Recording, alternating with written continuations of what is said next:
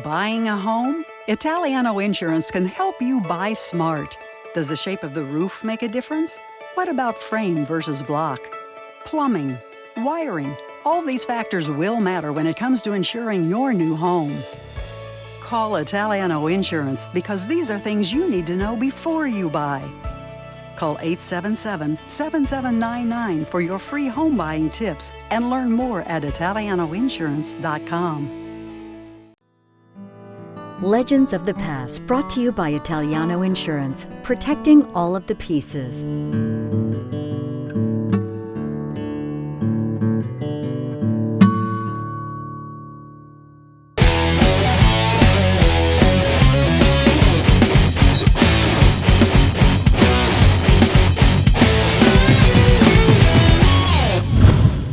With me is Sandy Melvin, fishing captain and also a board director on the Historical Society. Okay, Sandy, you want to start with a question? Yeah, well, let's introduce everybody. I guess first, Captain Dumplin Wheeler, longtime Boca Grande fishing guide. Captain John Knight Jr., longtime Boca Grande fishing guide and boat builder. Nat Italiano, longtime fried chicken eater and fishing guide. That's right. And everybody trained. Everybody trained. And Dumplin's also William Wheeler III. He's Right. Second, third generation captain, and so in John's Knight's an old heritage family of Florida, and his father was, and uncles, or many of them were fishing guides and boat builders. Yeah, so let's, why don't we start out with Dumplin, since you're the longest running guide of the group here. I'm obviously the younger. He did say Who's the oldest? I didn't want to do that because I know you had a little history for fighting, from what I understand. So I didn't want to get into that. Now wait a minute. Is that true? What? That you used to kind of take a swing every now and then? Well, only when somebody made me mad. Because I wasn't back around in the day that I heard in that. the day that I started, that was part of guidance. Yeah, you got to hold your ground, didn't you? You had to hold your ground. And yeah. So what year did you start guiding? I started in 64. 64. And you, Johns, what did you? 67. And what about you, Nat? 1980. 80. I came here in 82, but I didn't start guiding until 87, so I'm the youngest one of the crowd, or at least the Johnny come lately. After I took you out and taught you how to fish. No, actually you didn't. Buster did. But I did go out with you once. My mother caught her first tarpon with you. I know she always loved that. But I caught my first tarpon with Captain Buster Herzog on the Little Carman when he was working for Buddy. And so you guys can blame Buster if he was still around. We'd love to give Buster our He was time for me. around. If he was around, we'd probably want to swing at him. I taught him how to fish in the Coast Guard hole. You did? Yeah? Damn sure did. Yeah, well, yeah, there's a lot of everybody's learned a lot from everybody out there, because you have Absolutely. One thing about fishing in Boca Grande Pass is you better be paying attention all the time out there, about from the wind and the weather and the currents or whatever. And when I first started, somebody had to teach you. Right.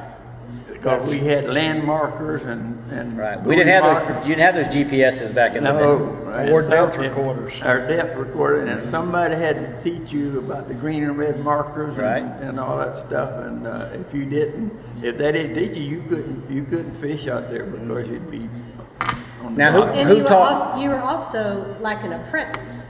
You Right. had to put your time in. Right. They made you put your time in, whether it was bait fishing. Who would you say taught you, learning- Dumplin? Who was your main mentor? Oh, my daddy. Your dad? Yeah. Yeah. Yeah, 'cause I And for you, started. John? Same here, my daddy. Yeah. And about you? You? It was Freddie Futch. I made it for Freddie for a number of years before I started guiding. Also, Charlie Wheeler. Yeah. Because we were all down at the Waterfront Motel, and I would, if I couldn't go with Freddie, I went with Charlie and helped him out a lot. The three Your dad guys was that right. helped me out the most were Captain Dad, Billy Hathcock, and then Buster Herzog, and then Jackie Velasca helped me out a lot. Pretty much everybody else wouldn't answer my questions. Well, Can I but just those guys- interject 1 minute? Sure. Just to say, because we had, as Nat just brought up about the Waterfront Motel, we had several different docks where there was the main guide dock that was in front of the Pink Elephant. Knight Brothers had some docks there at one point. The Waterfront Motel also held a lot of docks, and then Whiddens also. the Millers. waterfront motel guys were known as the Short Fleet. The short fleet? Yeah. Now, why is that? Well, when Freddie got all the jobs from the hotel. First it was my Uncle Nat. And That'd be Nat Fudge, Captain Nat Nat Fudge Fudge. used to pass out all the jobs. And then he turned it over to my Uncle Lonnie. And then my Uncle Lonnie turned it over to Freddie. And, you know, that didn't go well. And these were the jobs that came through the hotel? Yes, because, you know, Pat Miller was married to Mac Miller, which ran the hotel and stuff, but, you know, and the marina. And that's how, and of course, when they turned it, Freddie was, according to those guys, he was a young whippersnapper. He didn't have any business being in charge. And Freddie was the young guy. oh yeah, and so that made Dwayne and Hugh mad, and so Dwayne and Hugh Fudge. yeah, so Now, weren't Freddie, they're brothers, right? All three of hey, them. let me tell you, Didn't matter. Made it worse. but what happened was Freddie got mad at all of us, and he moved down to the motel, and he brought in Paul Dolan, Nat, Billy Hathcock Thomas was down there. Lowe, Thomas. Billy was down there. Actually, it was Little Ronnie first. yeah, And Little then Ron, Thomas. yeah. I came later. And so he brought, and then Billy Hathcock. Billy came down from Sarasota, right? Billy came, but he came down and he learned from Jack Gilbert, and Jack Gilbert was from Sarasota, and we all used to call that the short fleet over there. So Freddie did that on purpose. He did that because he didn't, Yeah. you know. Well, Freddie, you know, Freddie was a cantankerous soul. Now, whenever I started guiding, he was always pretty hard on me. I don't know, was he hard on you guys? Yeah, but no, he wasn't hard on. I mean, we didn't allow that too much. Well, when I say hard on you, you know, he just kind of Yeah. give you a hard time out there all the No, time. he never We're did talking that. about later years when you were Later coming in. years. Well, when I was Much, a young much guy later. and he was older by then, and he But Freddie came in and he was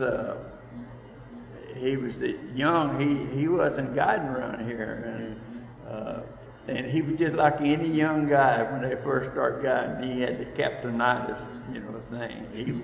There was nobody bigger and better than him, you know. That's right. And then when you get a little older, you forget all about that. Yeah, you just want to get out there and make a job out of it, right? Yeah, yeah. Yeah. And Now, Ted Belasca was back in those days too, right? there was Paul Blaska and Ted Yeah. Blaska. There was Donald Joyner. Let me- I'm trying to think of that old dock down there. Okay, well, I can start off with it. At the very end was Phalo Padilla. They called him the Little Colonel. And Okay, wait a minute. There's got to be a story there. Why was he the little colonel? I don't know. That called, the guy didn't call him that. I guess the people called him Oh, that. the people called him. Yeah. Okay. And then there was Richard Coleman. And was it Francis? Francis and Johnny Downing. Well, I know him, Charles Downey and Arthur Bob Coleman. Bronner. Arthur Coleman. Yeah, George Arthur Edwards. did that. George Edwards. George Now we're Edwards. talking all. And Wilhelm, Harold Wilhelm. Harold Wilhelm and his brother Percy. We're talking about in the Percy, yeah. 50s, Yeah, the 40s and 50s. 40s, 50s, 60s. This is, we probably ought to separate this like pre-Jack Harper. Oh yeah, this is Post before Jack I was Harper. born. Yeah. 50s. Yeah. Well, there was Orlando This must be Coleman 40, 50, 60s. and Yeah. John Riggs. I'm trying to remember the boat going down at the slip, and then there was Mac Mickle and Donnie Mickle, my Uncle Charlie, and then they had a post with a sign on it there that said 38 parallel. And the one on this side was, you remember that? What I was remember the that? stories about it. I wouldn't lie. Austin Bass. Awesome Bass. Well, now tell me about the 38th parallel. What was that again? You weren't allowed to go past that? Right, if you was on the north end, you couldn't come on the south end. I understand that if somebody got in an argument or a fight, that you'd have to sleep on your boat that night or they'd sink it. Oh, Oh, there was years there when my uncle first started, you know, way back. This is pre-World War II. Uncle Harold? Yeah, Harold, where they actually slept on the boats at night with guns. Yeah. Yeah. I'm sure. I heard stories about the sinking boats. And Oh, yeah. it was wild, the 38 Well, parallel, because they fought. guides so are an much. independent tough bunch as a general rule, you know. So I could see back in the day where it could get like that. Yeah, and there was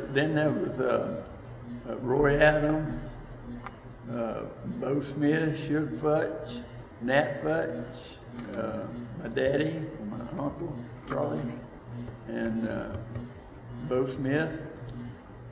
Now, were you involved with the railroad stuff much? I know Jackie did some stuff with the railroad and Raymond Sr. Rodriguez Sr. and Jackie Blasco. Right. Well, Jackie Angelo said, Bell. Angelo Bell. Yeah. Angelo, Jackie replaced Angelo evidently, as he was telling me the other day. Yeah. But those three pretty much did most of the railroad stuff. They Well, did all of they it. had a lot of overflow now. You So know, it went like to- they'd have 6 or 8 boats Oh, I got sometimes you. in a party, but 90% of their stuff was done on Yeah. boats. Raymond Sr., I remember him, you know, I never really got to know him that well, but he was still guiding in the 80s when I was starting out, and he was a first-class guy. I mean, Yep. Yeah, he I was, always liked him. yeah, Do you? yeah. That'd be Raymond Rodriguez Sr. Right, Raymond Yeah. Sr., yeah, he ran the Sicoli, right? Wasn't that the name of his boat? Yeah, but he never did run his own boat or anything. So he didn't own the Sicoli. Oh, Railroad. That was CSX. Seaboard Oh, Coastline. the railroad actually owned that one. That's Yeah. what that stood for, Oh, really? Seaboard And Coastline. he worked out of Okay. the lodge down there. Yeah. So, and they furnished that house down there for him Oh, yeah. and stuff. So, but He was also the guy that ran the school boat for many, many oh my years. God, yeah. Went Before around the the bridge? islands. Instead of a school bus, they had a boat that went around and picked up the Yeah. kids at La Costa. And Was this Was that the Lacey? That No, was- no, that no, was in no, the that late was a 50s and dangerous- 60s. Yes. Yeah. The Lacey Up became until a school about boat at 60. one time. Well, the didn't bridge came in 58, right? So Yeah, they but still we're ran the talking boat? about Cape Costa though. Oh, okay. Coming from Getting the Cape kids off Costa of over and there. it came until, I think the boat probably ran, I think Stanley Darner moved here probably like 1960. Yeah, he's 58, probably one of the 60. last He was ones. one of the last, he and Pete Darner.